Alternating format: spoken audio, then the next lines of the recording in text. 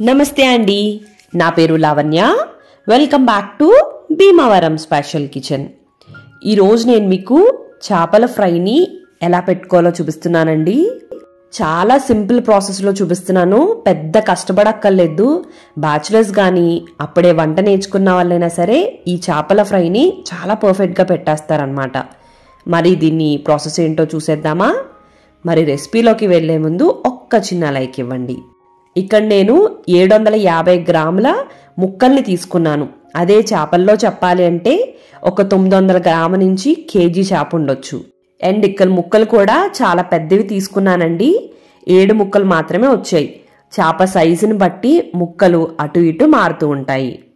చేపలు నీచు వాసన రాకుండా ఉండాలి అంటే పసుపు పెరుగుతో కడుక్కోండి, నీచు వాసన రాకుండా ఉంటుంది. ఆ తర్వాత ఒక బౌల్లోకి 1.25 టీ స్పూన్ సాల్ట్ని వేసుకోండి. అలానే 2.5 టీ స్పూన్ల కారం వేసుకోండి. స్పైసీగా కావాలనుకునే వాళ్ళు ఒక 1/2 టీ స్పూన్ ఎక్కువగానే వేసుకోవచ్చు. అలానే ఒక 1/2 టీ స్పూన్ పసుపు, 2 టీ స్పూన్ల ధనియాలు జీలకర్ర పొడిని వేసుకోండి.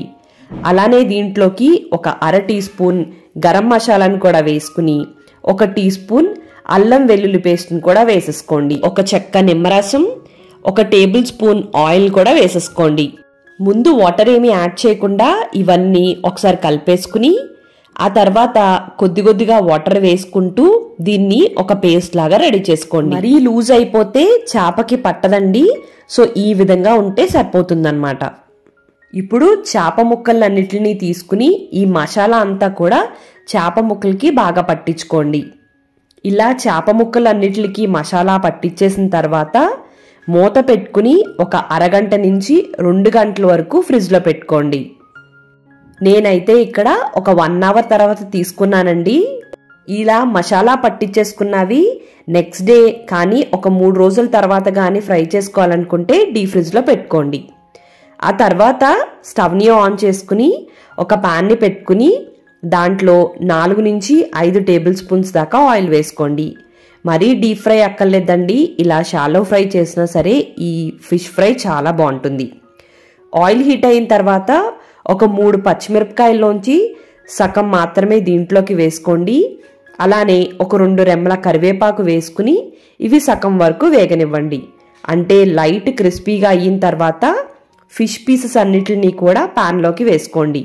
అంటే ప్యాన్లో ఎన్ని సరిపోతే అన్ని వేసుకుని వీటిని సిమ్లో మాత్రమే పెట్టుకుని ఫ్రై చేసుకోవాలి. టైం ఎక్కువే పడుతుందండి.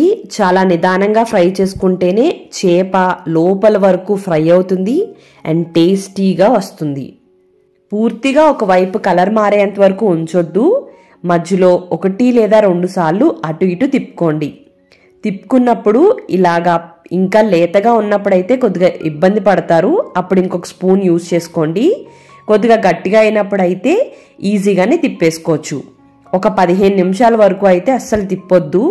15 నిమిషాల తర్వాతనే ఒకవైపుకి తిప్పండి.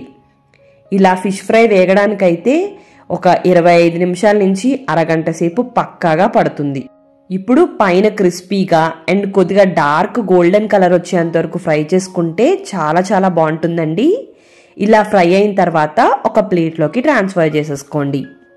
ఇలా ఒక బ్యాచ్ ఫిష్ పీసెస్ అన్నిటిని ఫ్రై చేసుకున్న తర్వాత దాంట్లో ఉన్న కరివేపాకు అండ్ పచ్చిమిర్చిని సెపరేట్ చేసేసుకోండి. ఇది రైస్లో కలుపుకుని తింటే చాలా బాగుంటుంది అండి.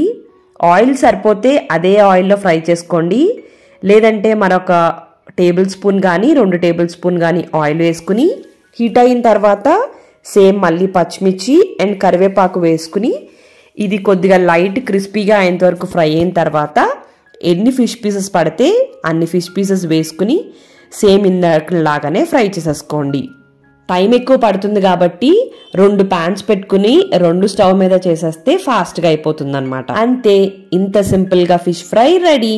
మరి మీకు ఈ వీడియో నచ్చినట్టయితే like, comment, share and subscribe to Bhimavaram special kitchen. Thank you అండి. మరి మళ్ళీ వీడియోలో కలుద్దాం.